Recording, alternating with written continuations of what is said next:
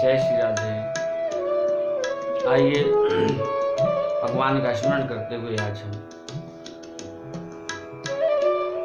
अष्टम दिवस की कथा को श्रवण करें। बर्हापीडं नटवर वपुः कर्णयो कर्णिकारम् बिभ्रदवाशा कनककपिशं वैजयन्तीं च मालां रन्ध्राणरेणुरधरशुधया पूरयन् गोपवृन्दैः वृन्दारण्यं सुपदरमणं प्राविशत गीत कीर्ति। के हरिलाल की। आज अष्टम दिवस की कथा में पृथ्वी महाराज नारद जी से पूछते हैं कि हे नारद जी महाराज, ये बताइए जो व्यक्ति कार्तिक मास के पावन पुनीत को व्रत को करता है उसको इस व्रत को उद्यापन भी करना चाहिए क्या? तब नारद जी महाराज बोले कि अवश्य। कहा कि जो व्यक्ति इस पावन पुनीत व्रत को करता है उसको उद्यापन भी करना चाहिए। उद्यापन करने से भगवान विष्णु जो है प्रसन्न होते हैं। पृथु महाराज कहने लगे, हे नारद जी महाराज, इसका विधि विधान हमको विस्तार से कहिए।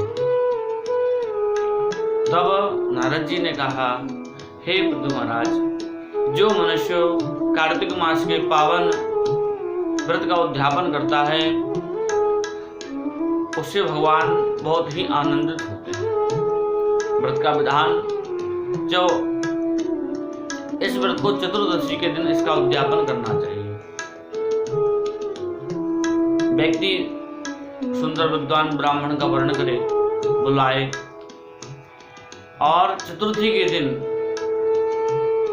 तोरण पताका से अपने गृह को सजाए, मंडप बनाए और मंडप में श्रवतोभद्र मंडल चक्र का स्थापन करें और उस श्रवतोभद्र मंडल चक्र पे बनाने के उपरांत कलश स्थापन करना चाहिए। कलश स्थापन के बाद में नारियल को भी रखना चाहिए। आम के पत्ते, पीपल के पत्ते, बरगद के पत्ते इत्यादि पंचपल्लव उस कलश में लगाएं। इसके बाद में गदाधारी भगवान पीताम्बर भगवान विष्णु को स्थापित करें मैया लक्ष्मी जी के साथ में। जय विजय नाम के 2 द्वारपाल उनको भी स्थापित करें भगवान की सेवा में। और व्रती व्यक्ति को करना चाहिए गौरी गणेश कलश षोडश का इत्यादि का पूजन करें और इंद्रादिक दशोदिक्पाल देवता जो है उनका पूजन करें, इंद्रध्वज का पूजन करें। तदुपरांत और भगवान का इस प्रकार से उद्यापन की तैयारी करनी चाहिए। का चतुर्दशी को ही उद्यापन क्यों करना चाहिए? का भगवान एकादशी में भगवान की देव उत्थान हुआ। जब भगवान एकादशी देवउठनी एकादशी को भगवान उठे, द्वादशी और त्रयोदशी में भगवान का समस्त देवताओं ने दर्शन किया और चतुर्थी तिथि में भगवान श्रीमन नारायण का जो शेष साई हैं उनका समस्त देवताओं ने मिलकर के और पूजन किया और इस प्रकार से इसका उद्यापन चतुर्दशी तिथि में करना चाहिए। ऐसा हमारे शास्त्रों में इसका वर्णन है।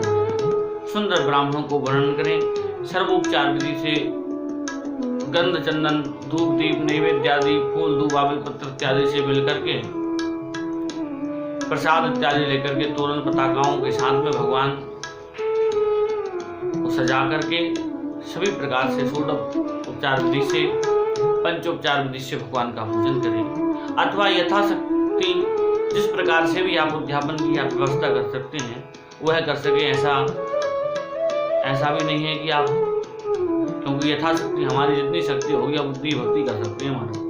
इसलिए जो भी व्यक्ति जिस प्रकार से भगवान का उद्यापन की विधि कर सके वह कर सके।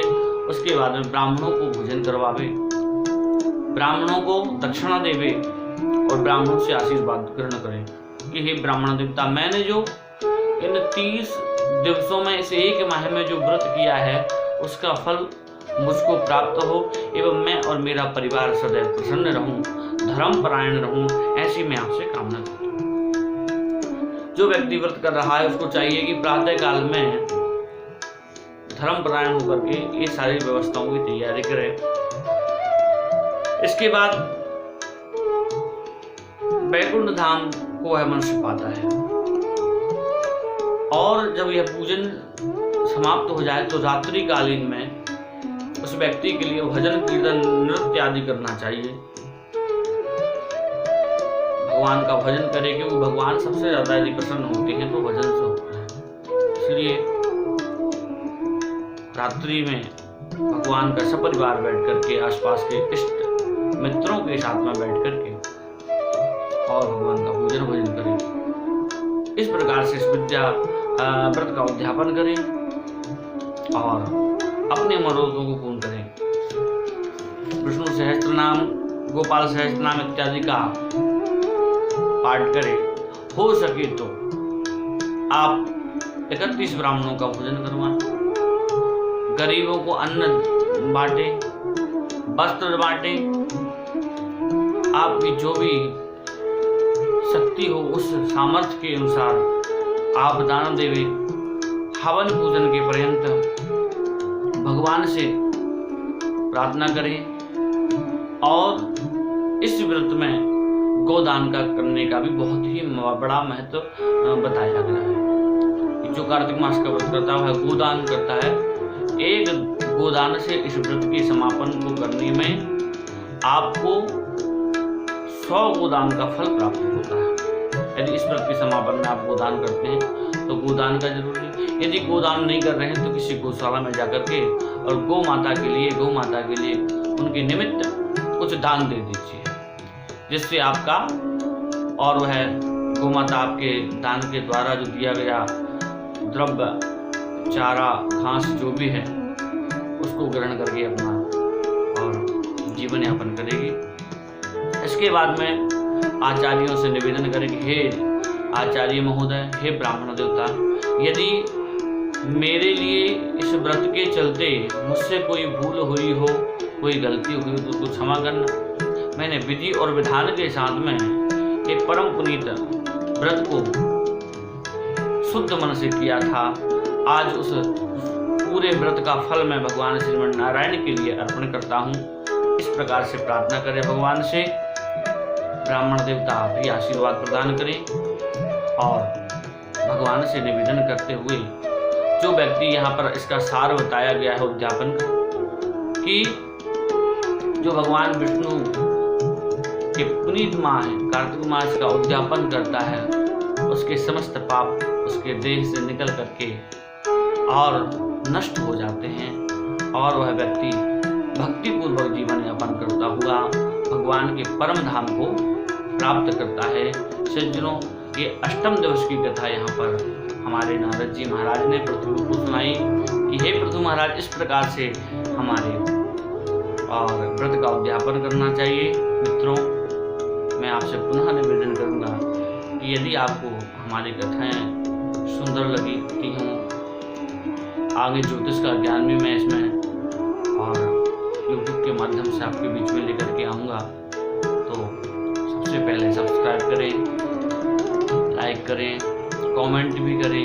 यदि कुछ अच्छा ना लगे तो उसको भी आप कमेंट कर सकते हैं और बता सकते हैं। और यदि आप अपनी तुल्य दर्पण करवाना चाहते हैं, विश्लेषण करवाना चाहते हैं, तो आप मेरे बॉक्स में दिए गए नंबर से संपर्क करें और कुंडली दर्पण करवाएं। आज के लिए इतना ही। जय श्री